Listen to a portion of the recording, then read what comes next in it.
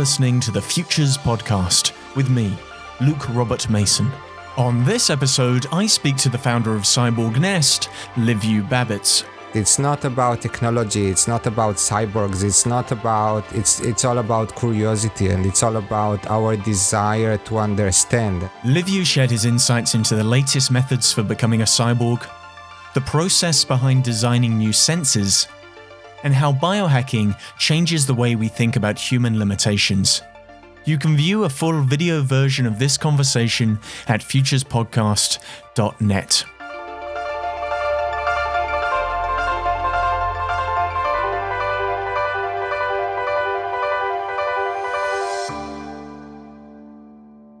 Now, Cyborg Nest is a company who aims to radically alter our senses by designing new organs, redesigning our sensory modalities, and allowing us each to individually navigate the world in vastly differentiated ways. It's also one of the first companies to create commercial devices that enable people to become cyborgs. So, Liviu, what is Cyborg Nest, and how does this organization hope to transform humanity? So, as you said, Cyborg Nest aim is to enable people to have more senses. And the whole idea started when a coin dropped, when we realized that, hey, basically, if you think about it, everything that we ever felt, thought, or created started from a sensory input. Or to put it in another way, we are taught all our lives that our brain is the most important and sophisticated part that we have. But if you think about it, our brain without our senses, it's exactly like having the most sophisticated computer existing, but put in a corner of the room, not connected to electricity or connected to the internet. There will be absolutely no input and no output. So again, if I take away all your senses one by one, all you are left with is all the memories, thoughts, and things that you captured before that, but you have absolutely no ability to gather any kind of new input, like no more sounds, no more colors, no more touching, no more nothing, right? So the only information that your brain will get is from your internal organs, which most of it, we don't have any access to it, right? Except pain or I don't know, itching or stuff like that. So then we said, okay, so if we have more senses, can we as humans start thinking, creating, feeling, solving problems from places that we never did before? So that was like a big aha moment. And when that happened, we said, well, we just have to go for it. Well, that's one of the fascinating things about Cyborg Nest. You're using the pre-existing senses and pre-existing organs to put new information into the brain. And one of the first ways you did that was with a product called the North Sense. So what was the North Sense? What is the North Sense? And what does it actually do? Yeah, so after that first coin drop, the one that I was talking about, the next thing that we said is, okay, but what will be a sense that will be relevant for people, or what can we create? Because I'm not a hardware or a software engineer. Technology is not the aim of my life. I'm a user of technology, and through my life experience, through my previous work and what I do now, what I care about and what we care about at Cyborg Nest is impact. So then we said, okay, what sense will actually have impact on humanity? And we started looking around us, and we saw that if you look in the last 100 years, everything that has to do with navigation, orientation, and proximity became such an important pillar of our life, yet we don't have any sense for that, and we are basically completely lost without our devices that can help us do whatever we need to do. Or if you look historically, if you were born 200 years ago near Marseille in France in a village, you would go to Marseille once in your lifetime, and that would have been it, right? But, just we spoke before we started this interview. Today we travel so much, we move so much, information, data is flying, everything is moving, and we are like, but where am I? Where is all that happening? So we said, okay, so we need a sense of orientation. So the North Sense, the idea of the North Sense was very simple. It had one simple feature that it was connected to your chest, and every time you face the magnetic field of the planet, which we call also North, basically, you get a little notification. And at that stage, the obvious question that people have is, okay, but dude, I'm in like 2021, I have a compass on my phone. Like, why wouldn't I use the compass on my phone for that? We don't need to do all that.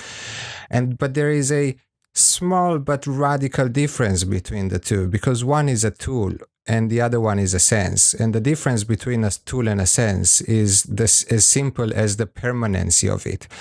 So none of us is going to take his eyes off when we finish this conversation. You're not going to take your ears off when you're like, okay, I'm done with the song, ears off, right? They're always on. And that's how and because they are always on, that's how we create what we call our perception of reality. That's how we understand the world that we live in.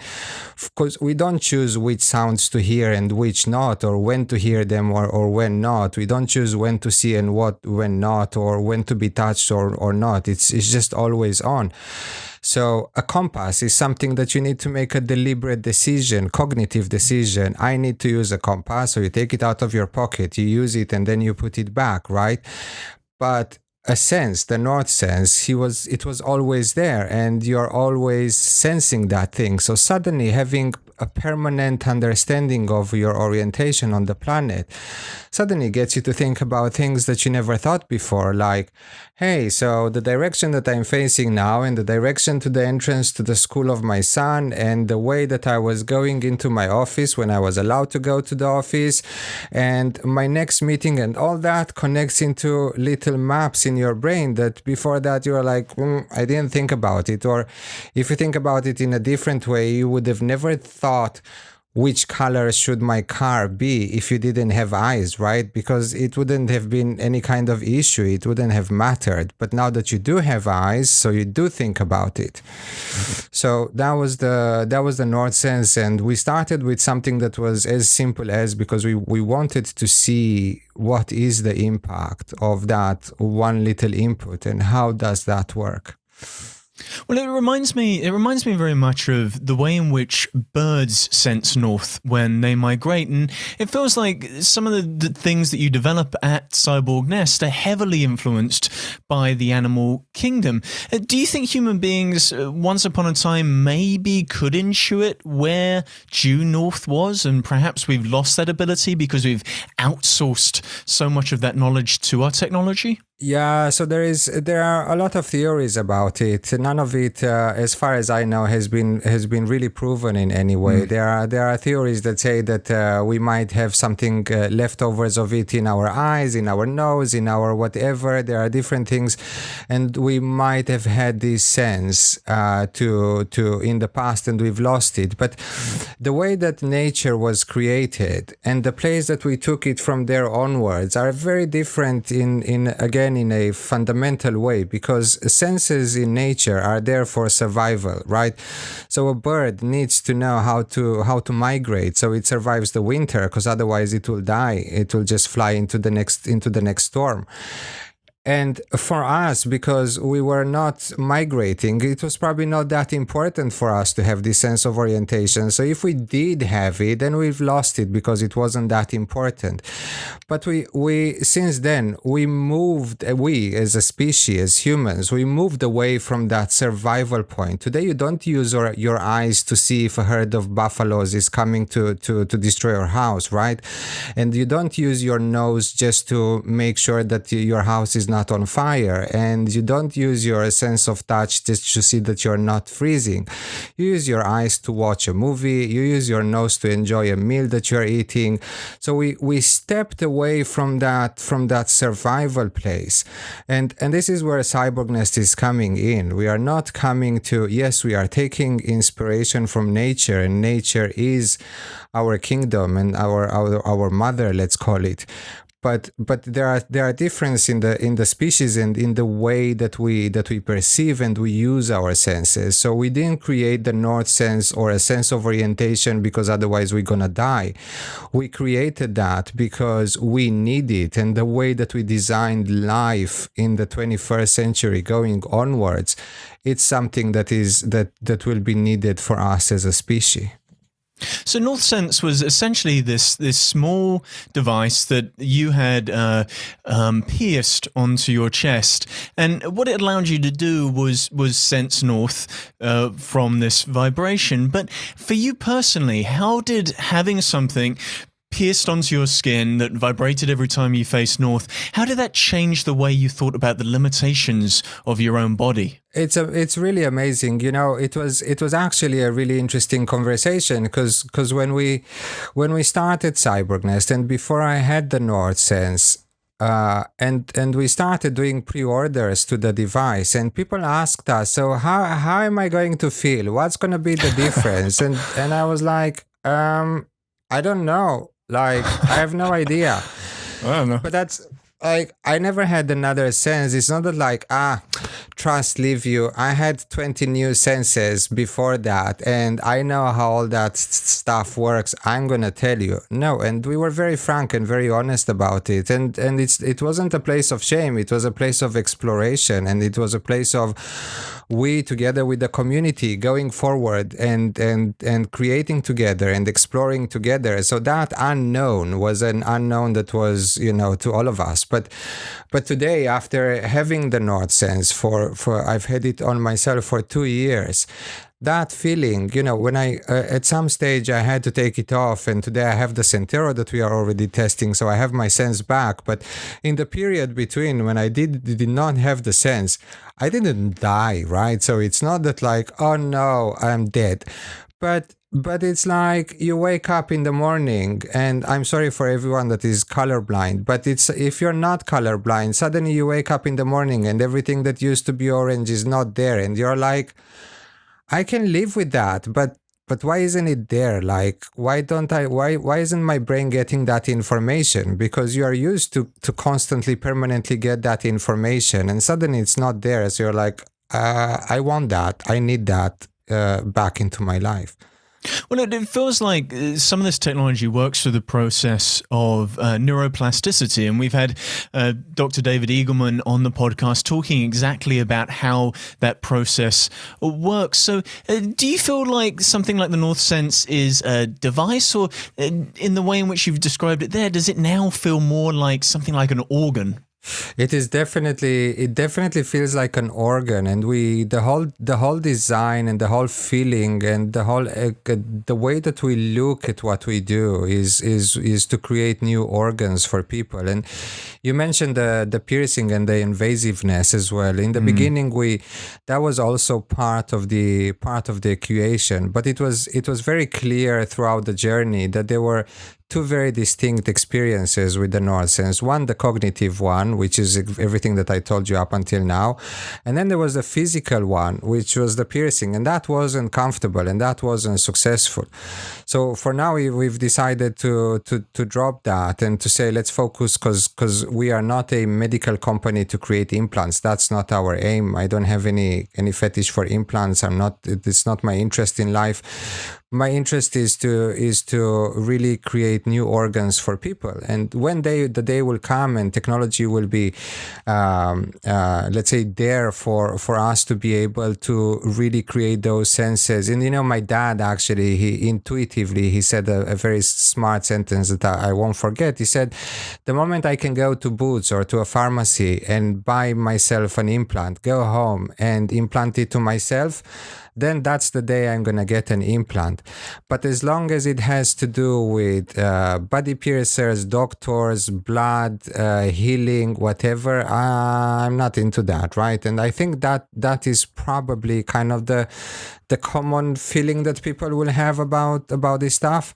So we felt that there is no point in pushing into that direction too much, and what matters is really to focus on the connectivity between the technology and the human brain, and that's what we focus on now. And has that feedback from your early adopters, has that informed the creation of Sentero, which this device is wearable? It's not something that has to be necessarily pierced onto the body. I just wonder how that feedback from those early adopters has helped to inform the way in which you've thought about developing these new organs. Yeah, so it's exactly as I mentioned, because in the beginning people are like asking me, or I was asking myself, how is that going to feel, or what's going to be the feeling? And then you have it, and then in the beginning you're like, okay, it's I feel it all the time. And then there are different stages of the process that the brain goes through when it let's say adopts this new sense. But then at some stage you're like, okay, so now I figured out that this direction, it's exactly the direction of my son's school. But can I actually feel my son? Right? So then you're like, oh, I can sense people, right? Or I was during all this traveling, I started using the North Sense for part of my navigation throughout cities that I don't know. It could obviously not get me to a certain exact address, but it could help me understanding directions, general directions, right? Because if I knew that where I need to go is like northwest, so I could obviously go into that direction. But then I said, wait, but we can actually feel where people go. So that whole loop, that if you remember from the first question where I said that everything that we created, thought or felt started from a sensory input. So that starts to happen because you get a sensory input that starts to suddenly trigger your brain. And then we were like, okay, it can help blind people and it can help people with dementia and it can be amazing in gaming. And then a dude built an app for pictures that when you look at pictures, it connects you to the direction where they were taking, and suddenly all these thoughts that we and the community had, made the Sentero happening and will continue making everything happening onwards. Yeah. I mean, what you're doing is commonly known as biohacking. And the wonderful thing I love about biohacking is that community. They are so key to the development process of these devices because they're very open about giving that sort of feedback. So have some of these applications of both the NorthSense and soon to be Sentero, have they surprised you? Have they informed you? Have you found some really exciting ways people are leveraging their new senses? Absolutely, it's because it's a matter of personality. Our senses and everything that we have taps into our personality, or our personality taps into senses. It's probably a kind of a dual way of going. But for example, I have a microphone at home because my son is a musician. I'm not a musician, so I love music and all that. But my ears are not as important for me as they are for my son, right? For a graphical designer, his eyes are the main thing in his life or her life, right? So we all use our senses in different ways and in different things. Yes, we all use the eyes not to get run by a car when we cross the road. That's like, there are common stuff that is what brings us back to why nature gave us the senses. But beyond the survival place, we all use it in different places. I don't watch TV. My wife does watch TV, right?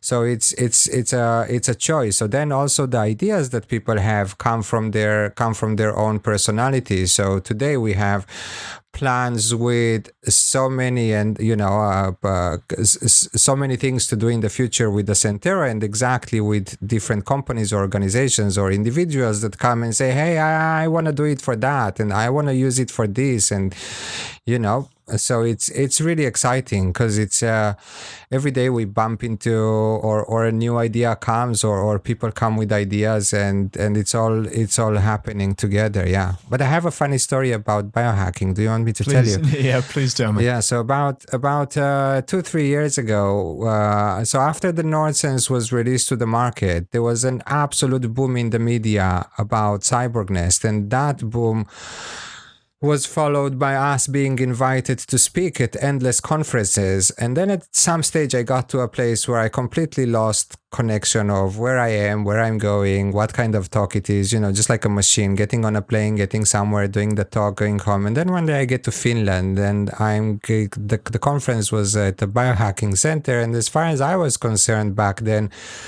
biohacking was about technology and humans and all that. And then I get there, I look at the list of speakers and I see, bloody hell, there is absolutely no one speaking here about technology except me. So what the hell are they talking about? Like, what is biohacking to them? And it was an absolute life changer for me, because on a personal level, but also on an understanding level. Because when I realized that, I suddenly sat in the room and I listened to all the talks, like the people that came to listen to the talks, and I deeply understood the world of biohacking and what that means, and how you can basically take control of your body and your mind from so many places. So again, on a personal level, today I'm a biohacker, not only because I'm the dude who runs the company that creates new senses for humans, but I'm like a huge practitioner of the Wim Hof method. Just behind me here, there are like 15 bottles of supplements that I take every day. I do sports, I do meditation every day. So it completely changed my life, and I think it all comes as a package that we will all be part of it one day. Do you think eventually we're all going to have to become biohackers? Do you think the way in which we mainstream this process of biohacking is because we're going to realize the best way to live is to design our own morphology, to design the ways in which we want to navigate the world, and to design the ways in which we want to enhance our health? Absolutely, because it's all rooted in our curiosity, and it's the curiosity and what you can do with that curiosity, right?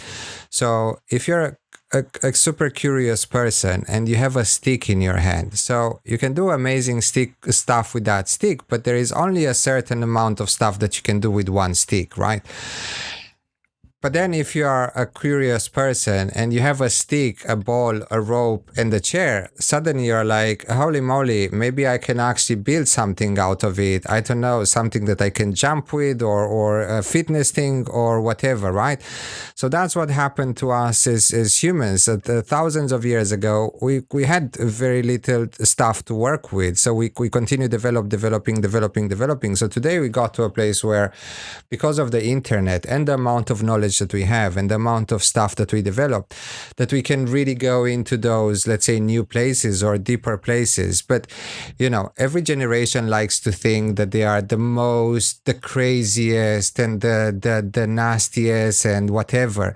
So we think that about ourselves, but I'm sure that my son's generation will take it a step further, and what I'm doing will be like, so your dad was the one that did that thing on your chest, that's so old, right? Because it's gonna happen, and it's fine. It's part of the process.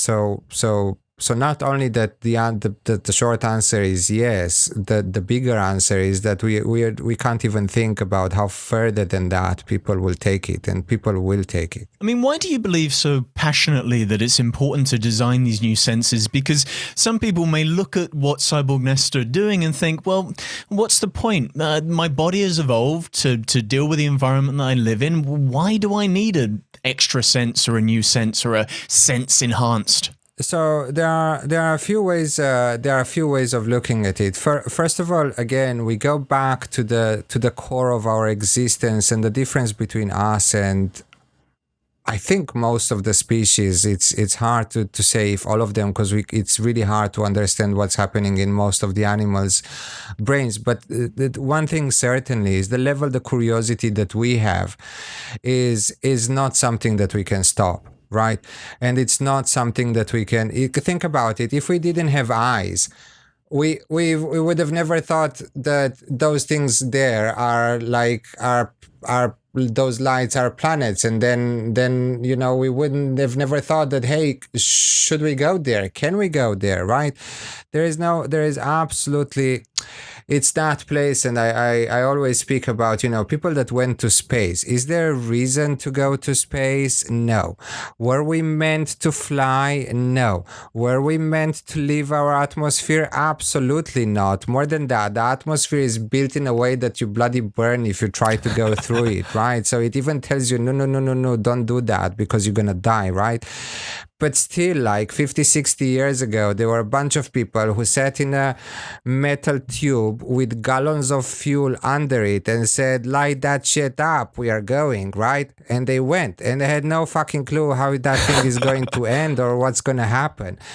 So that's the essence of our existence, and we can't stop that. It's not about technology. It's not about cyborgs. It's all about curiosity, and it's all about our desire to understand, and our desire to think, and our desire to create, and our desire to be, and that is why we do need, let's say, all that. Although need, it's a very harsh word. I mean, the entire history of science could be reduced to two pieces of technology that have changed the way in which we use our senses: the telescope and the microscope. They fundamentally transformed what the eyes could do. And at Cyborg Nest, you go one step further and you say that you believe in technology that empowers us to design our evolution. So hasn't technology always guided our evolution, and haven't we always co-evolved with our tools and machines? Absolutely, and I'm happy that you say that, because usually the, let's say, way of looking at stuff that I hear most of the time is, why do we need to merge with technology? And I'm like, but wait. This whole merging with technology is not a question, it's a fact.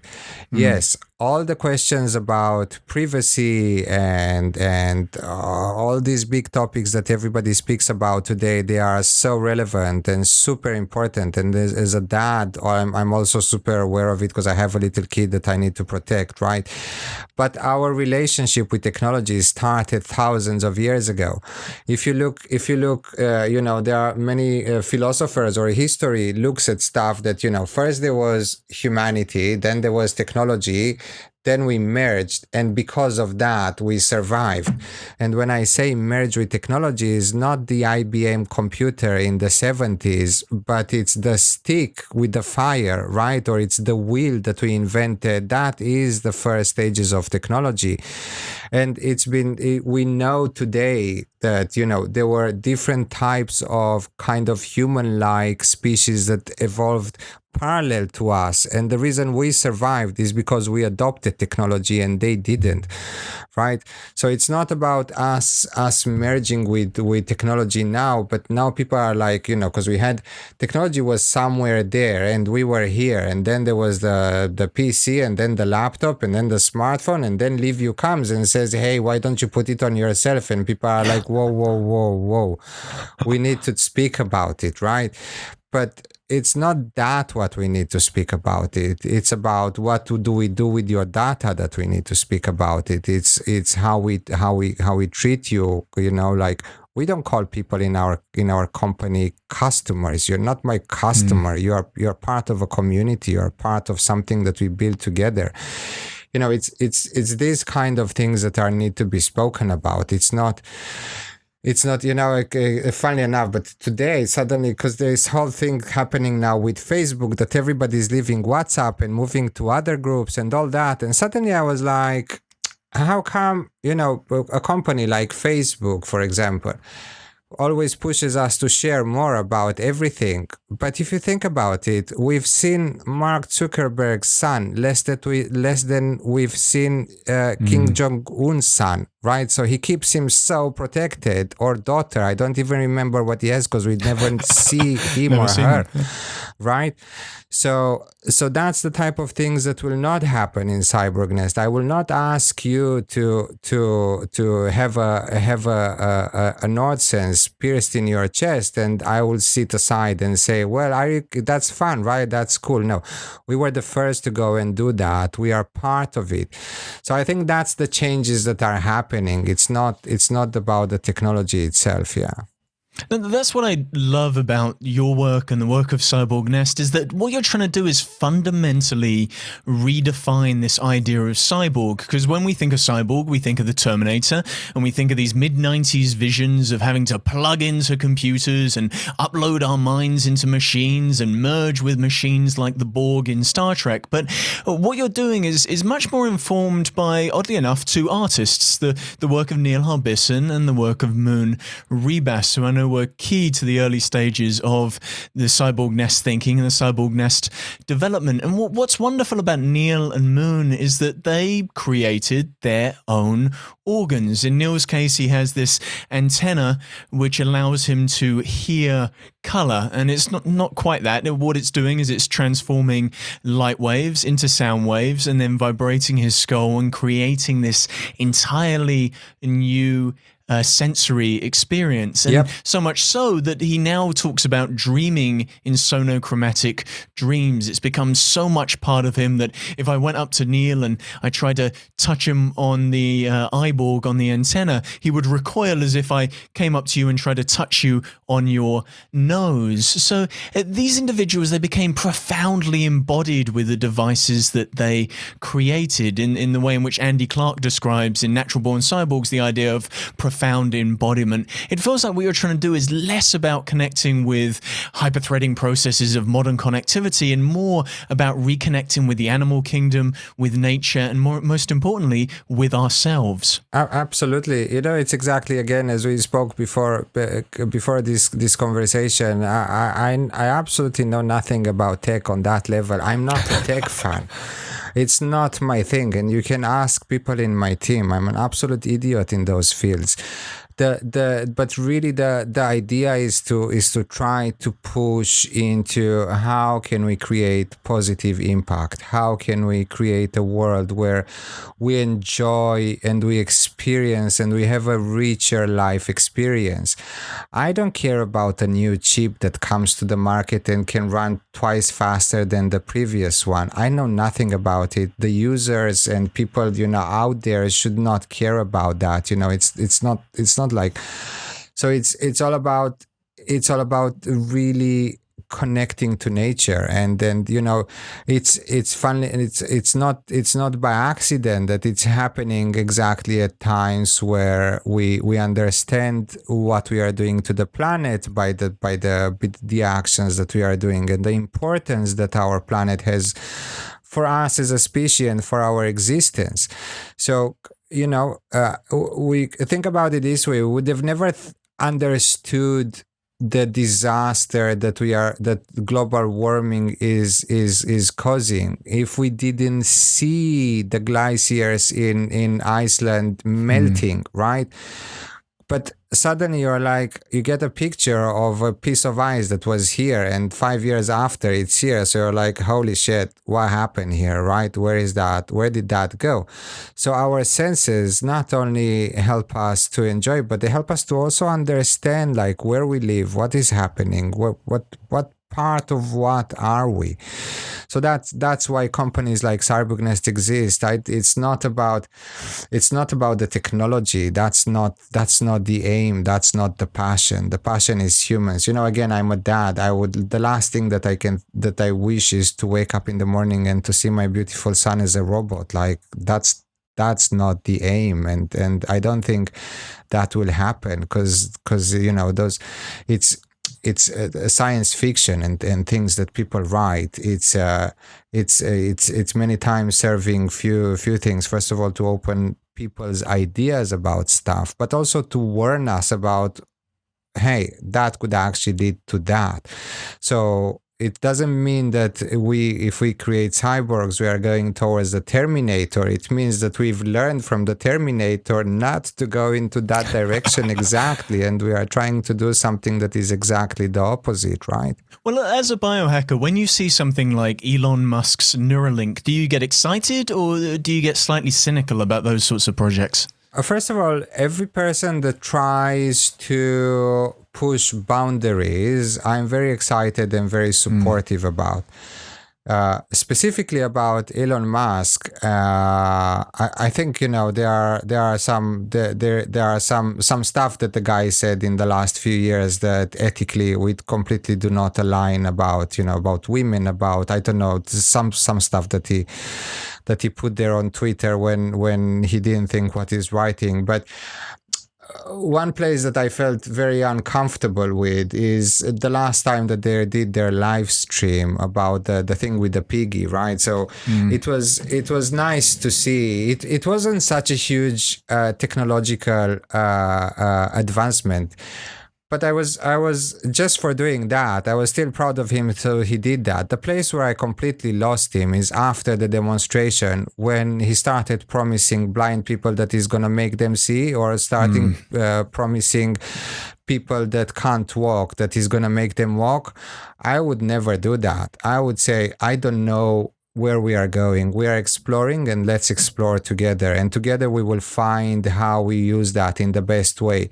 Because the moment he said those sentences, I felt like, because I put myself suddenly in the place of someone in a wheelchair, listening to the guy and saying, I might walk, right? And the reality is that dude is probably not going to walk. Not in the next few years, that's for sure, right? So those are the places where I feel, yes, you need to throw the hook very far and to aim to somewhere to get there, right? And yeah, going to Mars or whatever, yeah, that's so cool and so nice. But I would not go and touch places that are so painful for some people, and to say I'm gonna solve you that until you know that you're gonna solve that. Well, what's so wonderfully egalitarian about the biohacking community is they actually just use themselves as the laboratory, as you've used yourself as a laboratory. And I guess, what have you found with some of those scientific experiments that you performed on yourself? That, I think that's the only way to go. I was I have such an eclectic life experience, but one of the other things that I did in my life is to be an officer in the army. And when you have a life responsibility on people's life, you can't sit in your armchair and say, go there, do that, right? You need to be the one that says, follow me, and not I follow you after you go, right? So I'm always going to be the first, and I will expect my team to be the first people to do whatever we offer other people to do and to know what's happening.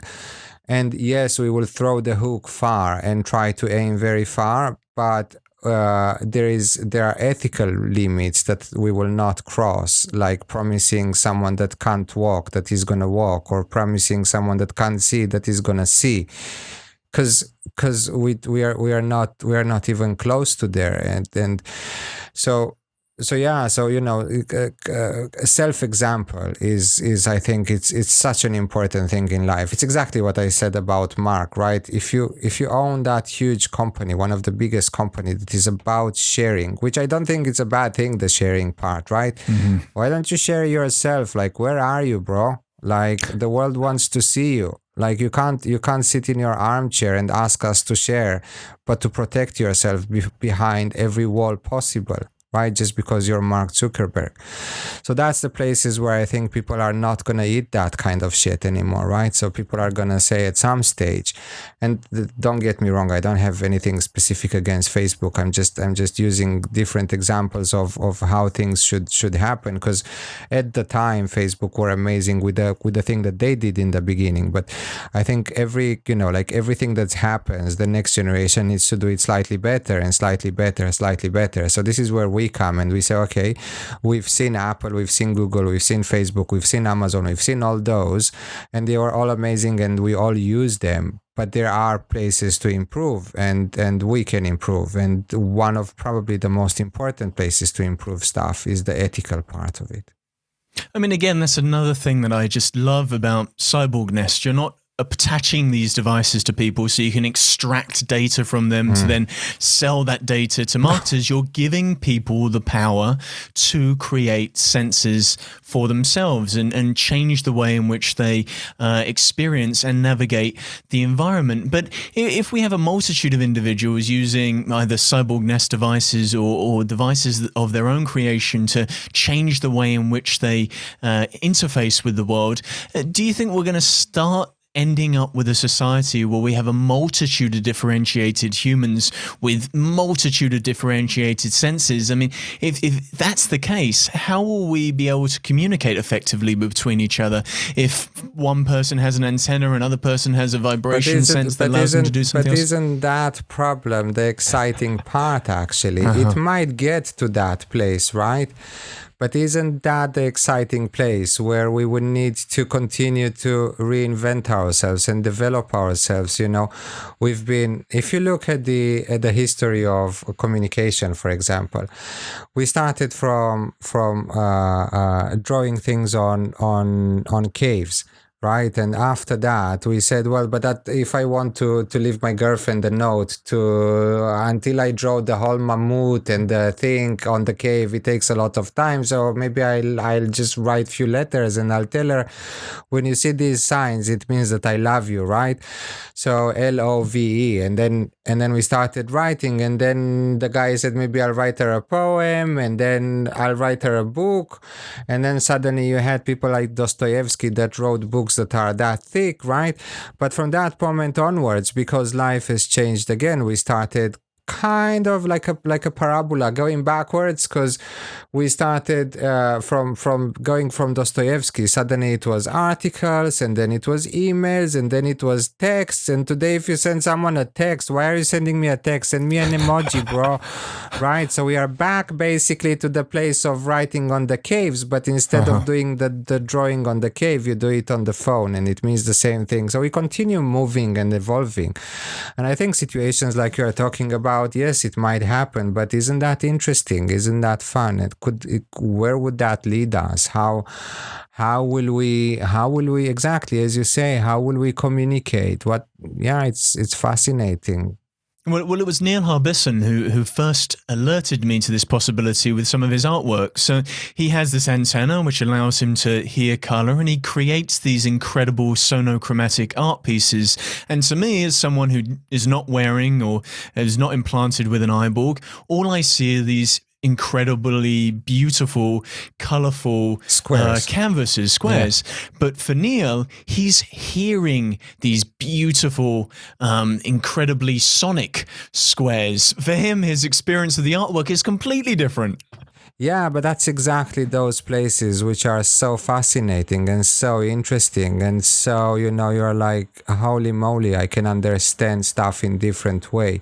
And it's not just that, but first is the curiosity, you see a closed door. So for us as humans, the first intention is, I want to open that door because I want to know what's happening there, right? And then you gather the courage, you either create the key or get the key or whatever, and you open the door and you expose the door and you get there. And that's the first excitement, right? And that's the place where we are talking exactly about the drawings with Neil Harbisson. But then the question is, the main question is not the excitement of the finding, is what we're going to do with that and how that is going to impact our life, right? Because the moment we understood that everything in the world has patterns, right? And everything is basically a big mathematical equation. It wasn't that changed our life. It's what we did with that changed our life, right? So it's those places that slowly we curve into the stone, and we get to another place and to another place and to another place and to another place, and luckily it's infinite, so it's going to be fun forever. Well, what's interesting again about the sorts of devices that you create is that it's going to be fun forever, but for it to be fun requires patience, because these devices require a little bit of adaptation. As soon as Neil put on the eyeborg, it wasn't a case of him suddenly having this new sense. No. He had to wear it for almost 10 years before he started to get these sonochromatic dreams. And it feels like duration is the key to the adaptation of this new technology. It's not like getting a new iPhone. It's not something you're going to switch on and suddenly you've got this brand new sense. It's not the plug and play, isn't it? And it's but that's exactly it's those twists in life, because I think I grew up exactly when that notion of plug and play was invented, and suddenly it's more like plug and wait. Exactly, but I remember like 10-15 years ago, they used to actually write on devices if it's a plug and play or not, and whatever wasn't a plug and play, you wouldn't have bought that, because like, I don't want that shit because it's not plug and play, right? And you would have thought that from that moment onwards, it's just gonna get more plug and play, so even plug and player. And then suddenly it's going to a place where people like Neil Harbisson or ourselves come and say, wait, actually, it's exactly the opposite. Is, as you say, it's plug and wait, right?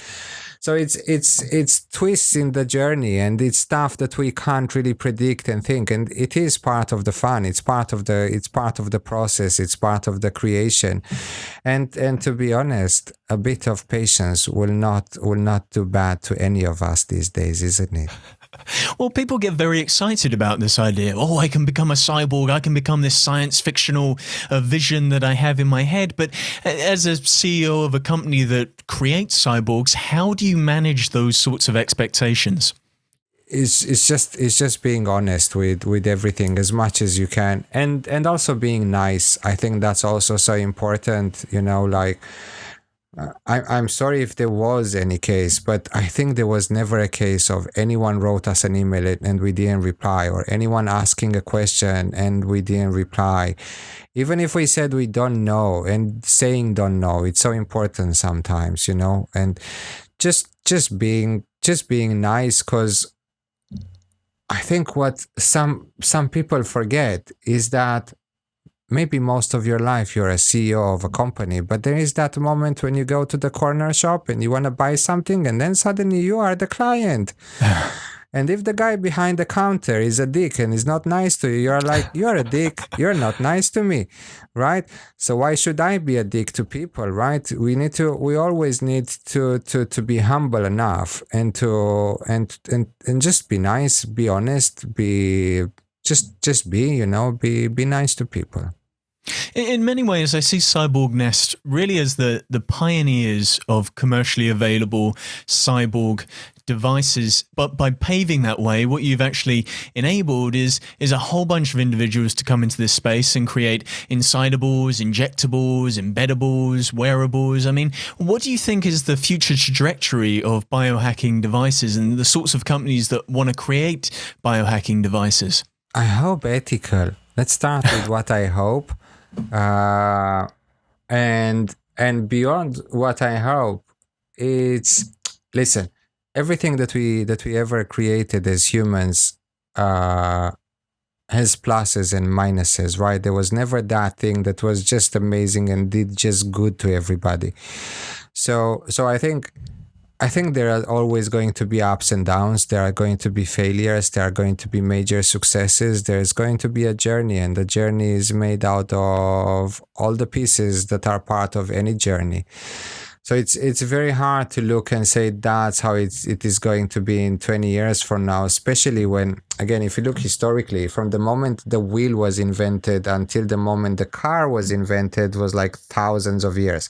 From the moment the car was invented until the plane was invented was like dozens of years. And then to make a rocket, it was like another 10 years. And then, so everything's getting shorter. So people ask me what's going to happen in 5 years. What did people that were in a job interview 5 years ago said when they were asked where they're going to be in 2020? Did they say, I'm not going to come to work? Sitting at home in front of their laptop, waiting for a global pandemic to pass. I'm going to sit at home, work from my sofa most of the time. I'm going to be, from my bedroom.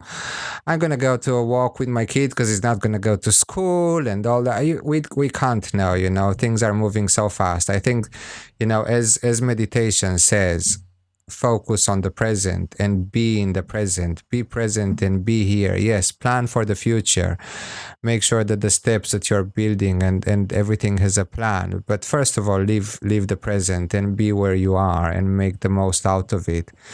So I think that's probably the most we can do. It's interesting to hear you mention meditation as a form of biohacking. I just wonder, what has your spiritual practice informed in terms of the way in which you want to take the future of something like Cyborg Nest?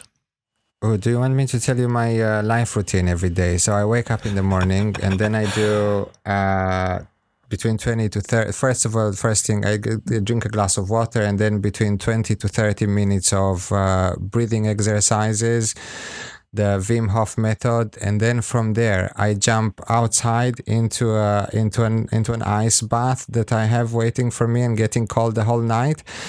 And after that I have my breakfast and with the kid and take a lot of supplements. So, but it's just a part of who we are, and it's all going to combine together. It's not one going without the other, like I'm trying to explain, for example, to other people about the benefits of what this or that can do to you, but people still look at it as that horrible world of alternative medicine or alternative therapy. It's not fucking alternative. That's what it is. It's science and it works, right? I mean, it's not. We are just not used to it. But once it slowly gets in, and we are very close to the moment when you're gonna go to the doctor and the prescription that you're gonna get is for 30 minutes meditation every day, because that works, right? If you want to cure your stress, it's not pills that are gonna fuck up your brain. It's meditating, but meditating every day. Like you take your pill every day, then you do the meditation every day, and that is going to work, right? So it's all gonna go to that place, and it's all gonna combine together, and it's all a one unit that we all gonna be part of. In that case, if there's anybody listening to this podcast right now who've heard about Cyborg Nest and are excited about becoming a cyborg, or they're a wannabe biohacker, what advice would you have for them? First of all, get in touch, drop us a line, be a part, let's do together. It's about a community. It's not about a person. It's not about a group of people.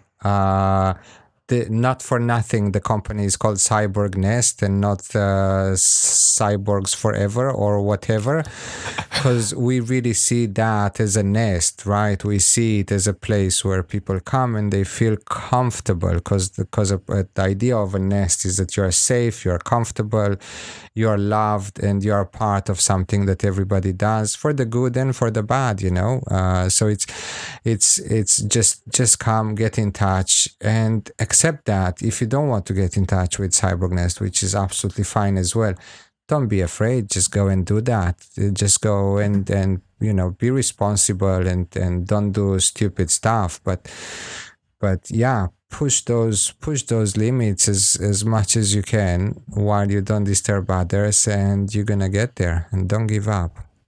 I love that the emphasis is on the nest rather than the cyborg. Yeah, it's we so many times we thought of changing the name of the company, but every time we get to the place where we say, okay, we're gonna change it, and then after 2 days we're like, nah, not gonna change that.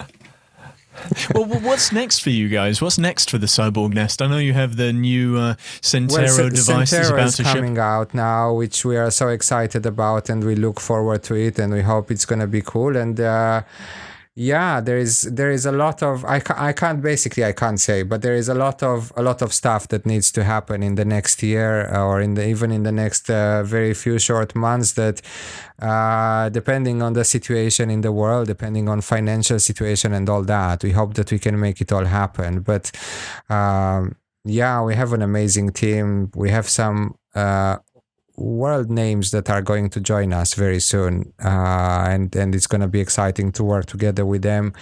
And yeah, the future is a dream, so let's make it happen. Well, I'll certainly be looking closely at what Cyborg Nest brings out in the near future. And Liviu Babets, I just want to say thank you for being on the Futures podcast. Thank you for inviting. It's been a real pleasure. Thank you to Liviu for sharing his thoughts on how we might all soon become cyborgs. You can find out more by visiting his website, cyborgnest.net. If you like what you've heard, then you can subscribe for our latest episode, or follow us on Twitter, Facebook, or Instagram at Futures Podcast. More episodes, transcripts, and show notes can be found at futurespodcast.net. Thank you for listening to the Futures Podcast.